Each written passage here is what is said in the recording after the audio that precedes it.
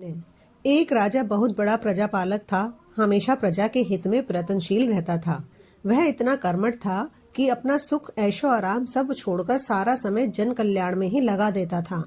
यहाँ तक कि जो मोक्ष का साधन है अर्थात भगवत भजन, उसके लिए भी वह समय नहीं निकाल पाता था। एक सुबह राजा वन की तरफ भ्रमण करने के लिए जा रहा था कि उसे एक देव के दर्शन हुए। राजा ने देव को प्रणाम करते हुए उनका अभिनंदन किया और देव के हाथों में एक लंबी चौड़ी पुस्तक देखकर उससे पूछा, महाराज, आपके हाथ में यह क्या है? देव बोले, राजन, यह हमारा बही खाता है जिसमें सभी भजन करने वालों के नाम हैं। राजा ने निराश युक्त भाव से कहा, कृपया देखिए तो इस किताब में कहीं मेरा नाम भी है या नहीं। राजा ने देव महाराज किताब का एक एक पृष्ठ उलटने लगे, परंतु राजा का नाम कहीं भी नजर नहीं आया। राजा ने देव को चिंतित देखकर कहा, महाराज, आप चिंतित ना हो, आपके ढूंढने में कहीं कोई कमी नहीं है।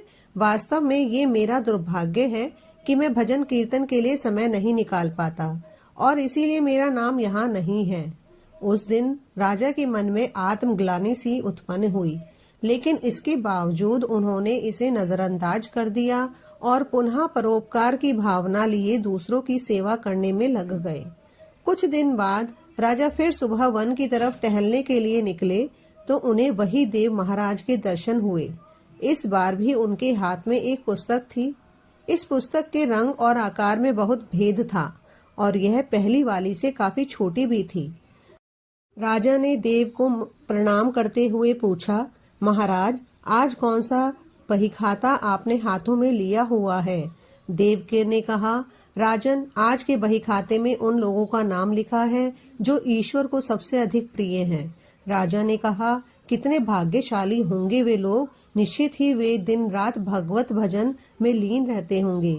क्या इस पुस्तक में कोई मेरे राज्य का भी नागरिक है? देव महाराज ने बहीखाता खोला और ये क्या, पहले पन्ने पर पहला नाम राजा का ही था।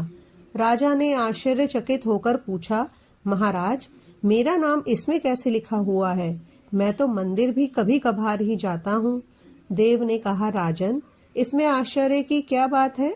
जो लोग निष्काम होकर संसार की सेवा करते हैं, जो लोग संसार के उपकार में अपना जीवन अर्पण करते हैं, जो लोग मुक्ति का लोभ भी त्याग कर प्रभु के निर्बल संतानों की सेवा सहायता में अपना योगदान देते हैं, उन त्यागी महापुरुषों का भजन स्वयं ईश्वर करते हैं।